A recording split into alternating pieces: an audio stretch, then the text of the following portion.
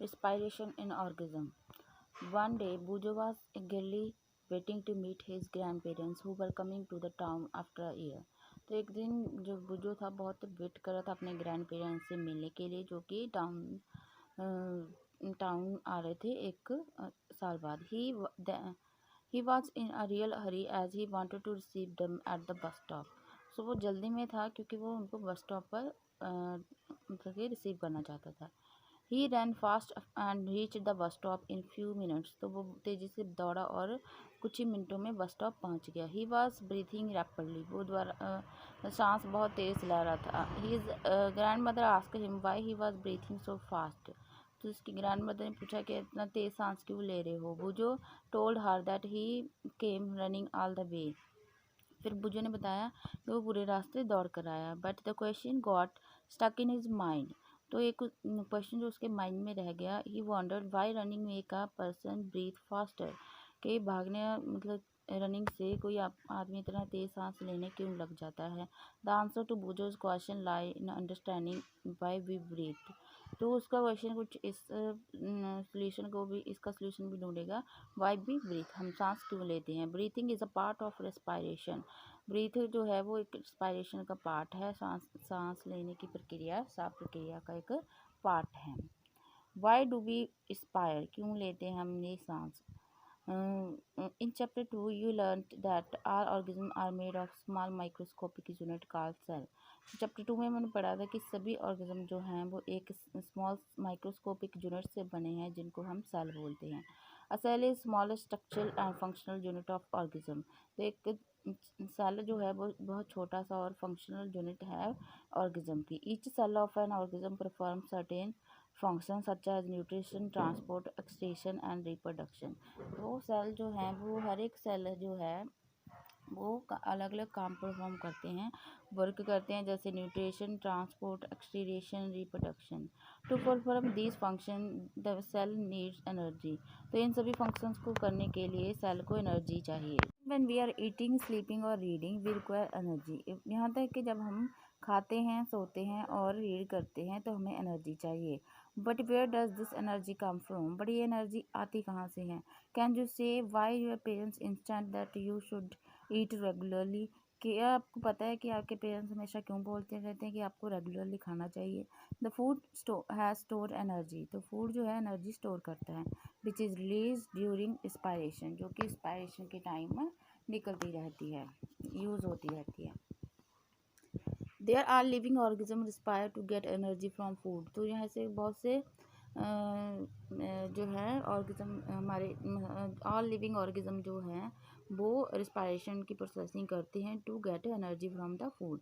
During breathing we breathe in air. तो जब हम सांस लेते हैं तो हम सांस हवा में लेते हैं. You know that air contain oxygen. क्या पता है आपको एयर ऑक्सीजन कंटेन करती है. We breathe out air which is rich in carbon dioxide. तो हम बाहर कौन सी सांस निकालते हैं, हवा निकालते हैं जो कार्बन डाइऑक्साइड होती है. The air we breathe in is transported to all parts of the body. तो जो हवा अंदर ले जाते हैं वो सभी पार्ट्स को ट्रांसपोर्ट होती है.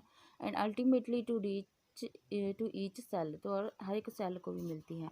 In the cells oxygen in the air helps in the break down of food. तो जो ऑक्सीजन है वो सेल में फूड का ब्रेक डाउन करती हैं. The process of break down of food in cell with the release of energy is called cellular respiration. उसको हम सेलुलर रिस्पायरेशन बोलते हैं. Cellular respiration takes place in cells of all organism. सभी organism के cell में ये प्रक्रिया होती है. In the cell the food glucose is broken down into carbon dioxide and water using oxygen. When breakdown of glucose occurs with the use of oxygen, it is called aerobic respiration. जब glucose का breakdown होता है तो उसको aerobic respiration बोलते हैं. Food can also be ब्रेकन down without using oxygen. तो oxygen के बिना भी फूड को ब्रेकडाउन किया जा सकता है. This is called anaerobic aspiration. तो इसको एनारोबिक एस्पायरेशन कहते हैं. Breakdown of food release energy glucose with the use of oxygen. तो इसमें होता है carbon dioxide plus water and energy, ये चीज़ें प्रोड्यूस होती हैं. You should know that there are some organisms such as yeast that can survive in the absence of air. तो जैसे yeast है वो एयर की एब्सेंट में भी सर्वाइव कर सकता है. They are called anaeroba. तो इनको एनारोब्स बोला जाता है. They get energy through anaerobic respiration. तो वे ये कहाँ से सांस लेते हैं? एनोरिबिक रिस्पायरेशन से. In the absence of oxygen glucose break down into alcohol and carbon dioxide. तो ग्लूकोज से क्या बनता है? Alcohol plus carbon dioxide plus energy without oxygen. Our muscular cell can also respire anaerobical but only for a short time. तो हमारी जो muscular हैं वो भी एनाबायोकली कर सकते हैं पर बहुत ही कम टाइम के लिए, क्योंकि हम बहुत ही कम टाइम में ऑक्सीजन ना हो वहाँ पे सांस ले सकते हैं. But there is temporary deficiency of oxygen. वो भी कब ले सकते हैं? जब ऑक्सीजन की कमी हो. During heavy exercise. जब बहुत ज़्यादा एक्सरसाइज होती है, fast running, cycling, walking for many hours और heavy weight lifting, the demand for energy is high. इन सभी चीज़ों के लिए ज़्यादा एनर्जी चाहिए. But the supply of oxygen to produce the energy is limited. But इनमें ऑक्सीजन क्या की सप्लाई होती है जो लिमिटेड होती है. The anaerobic respiration takes place in the muscular sales. तो इस टाइम पर कौन सा जो प्रोसेस चलता है? एनोरेबिक रिस्पायरेशन. तो यह है glucose in the absence of oxygen, lactic acid plus energy.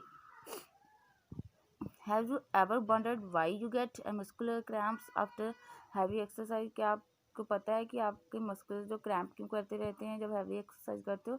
The cramps occur when muscular cells respiration anaerobically. क्यों होता है? जब वो एनाबायोटिकली रिस्पायरेशन करते हैं. The partial breakdown of glucose produce lactic acid. तो जो ग्लूकोज का ब्रेकडाउन होता है उससे क्या प्रोड्यूस होता है? Lactic acid.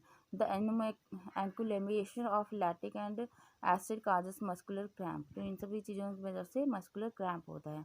We get relief from cramp after hot water bath और अ मसाज. तो हम रिलीफ कब मिलती है? जब हम गर्म पानी से नहाते हैं या फिर मसाज होती है. Can you guess why it is so? क्यों ऐसा होता है? हॉट वाटर बाथ और massage improve circulation of blood. तो वो ब्लड के सर्कुलेशन को ठीक करते हैं. As a result supply of oxygen to the muscular cell increase.